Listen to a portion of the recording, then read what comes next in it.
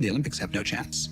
In 2024, Olympic runner-up James Magnussen became the first athlete to join the Enhanced Games. Or the Doping Olympics, as it's been dubbed. Controversial sporting competition where drug cheats aren't just allowed, they're actually the stars. And Wired tells us that they'll be holding their first edition in May 2026 in the City of Sin, Las Vegas. The creators' goal?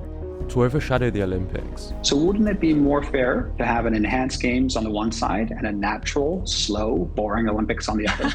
Safe to say, not everyone is a fan. It's a gamble, it's a Russian roulette with 6 bullets in the barrel. I think looking at this from the outside, it's just got death written all over it. I just find this really, really terribly sad. So why are more and more Olympians signing up? What's the cunning business model powering it all? And how did this all begin in the most unexpected place? We didn't get to this on Monday, but like that billionaire who wants to start the Steroid Olympics. This was the moment that would ignite the Enhanced Games. A local Australian podcast simply discussing the concept. Who could we talk to? Who would be able to give you a bit of an insight there? Well, I tell you who would have some idea, surely, who is a friend of the show, is the Missile. They called up a retired Olympic swimmer, not knowing he was about to light the fuse that would set everything into motion. If they put up $1 million for the 50 freestyle world record, I'll come on board as their first athlete, I'll juice to the gills, and I'll break it within 6 months. Organisers took the offer, putting out a bounty for breaking the record under the Enhanced Games. That's one big carrot. It's a big carrot. He became the first official athlete to join the Games, and his transformation quickly drew attention. Are you seeing what I am seeing? But the concept of a steroid Olympics isn't new. It was first mocked by SNL back in 1988. The first all-drug Olympics opened today in Bogota, Colombia.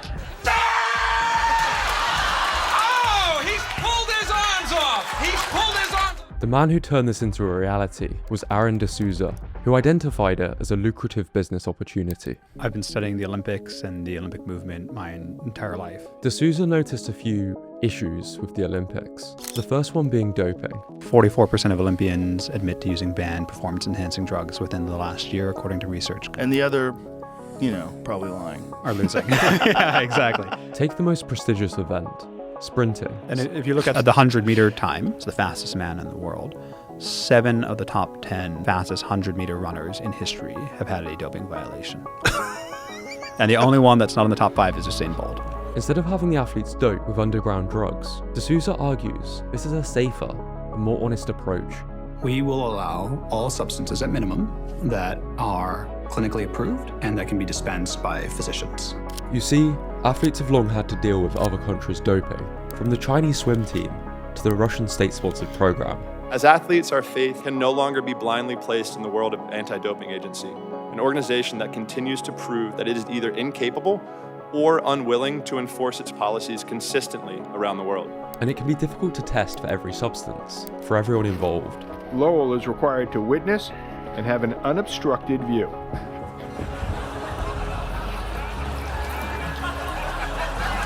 Not to mention, the rules are often outdated. Caffeine was literally a banned substance until 2004. Which is why many are excited about the doping checks being dropped altogether.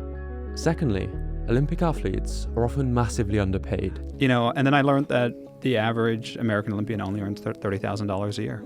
That's a part of what makes the Enhanced Games so tempting. Instead of waiting 4 years for a shot at Olympic glory and scraping by on low pay, athletes here are offered millions, with events held each year, not just once every 4 years. But money isn't the only motivator. At the heart of it is a bold and controversial claim that performance enhancement shouldn't be hidden. It should be embraced, studied, even celebrated as the next evolution of elite sport. But what brand wants to be associated with drug use? The Olympics relies on sponsors and billion-dollar TV deals. The Enhanced Games? They're uploading everything online for free. Because the real business isn't broadcasting, it's pharmacology. The same drugs used by the athletes will soon be sold to the public for a legal telehealth model. Think hormone clinics meets influencer marketing, where the athletes are the ads. It's a bold, brutally profitable strategy. And whether you call it innovation or a disgrace, one thing's for certain, nobody's looking away. This reminds me a lot of the early UFC days. Everybody's clutching their pearls, talking about how barbaric it was, and now it's seen as like a good Saturday night family viewing event. On social media, people want to see the fastest swimmer, the quickest sprinter, the strongest human alive. And the enhanced games tap straight into that impulse, because in today's world, attention tends to follow spectacle, not moderation. And if someone has to shave a few decades off their lifespan to produce that, well, that's their choice. Do they shatter records? Do they blow off tendons in the pool? Do they gain too much muscle and just sink to the bottom? Do their hearts explode? We're about to find out. So whether you're watching because you're fascinated or horrified, you're watching. And that's exactly the point. This is why a lot of doctors, ex-Olympians, and even ex-doping kingpins are concerned. I do not think it's a good idea. I think the general thinking of athletes is if a little bit's good, a lot's going to be great, and then they have a tendency to overdo it, and the next thing you know, they're doing self-harm. The enhanced games promises world records, million-dollar payouts, and a new era of sports. But behind the shiny marketing is a minefield of problems, and a business model that raises some serious red flags, with the CEO of the USA Anti-Doping Agency calling the organization a dangerous clown show.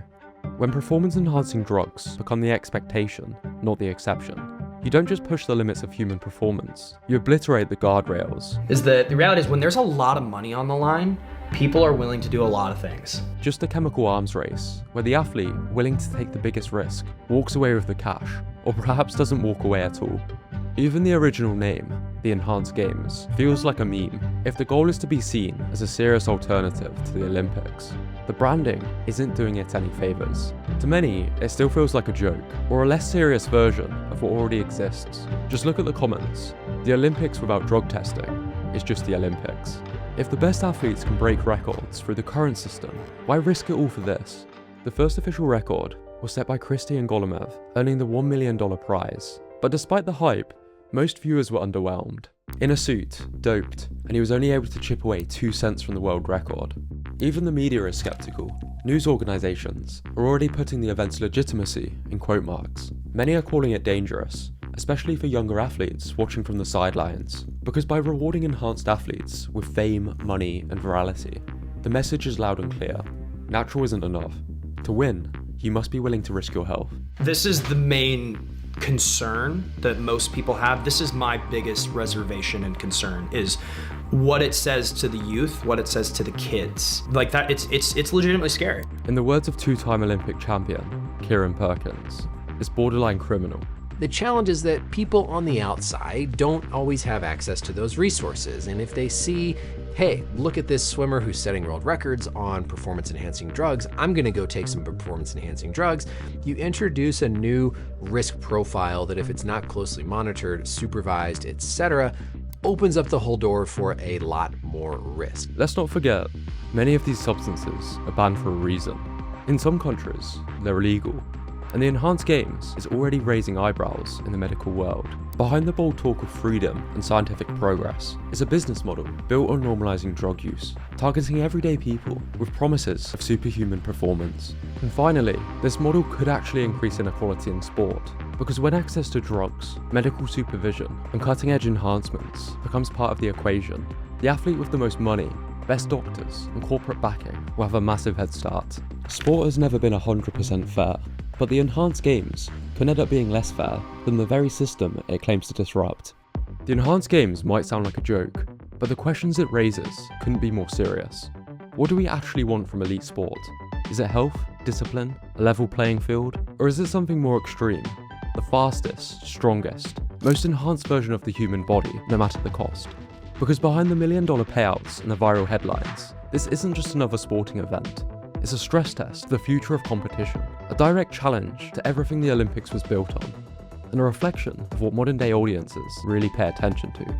Maybe this is the future of sport, or maybe it's just what happens when performance becomes content, and content becomes business. Either way, this isn't the beginning of doping in sport, and it's definitely not the end, but it might be the end of pretending it doesn't exist. So what do you think? Is this the future of human performance, or a dangerous step too far?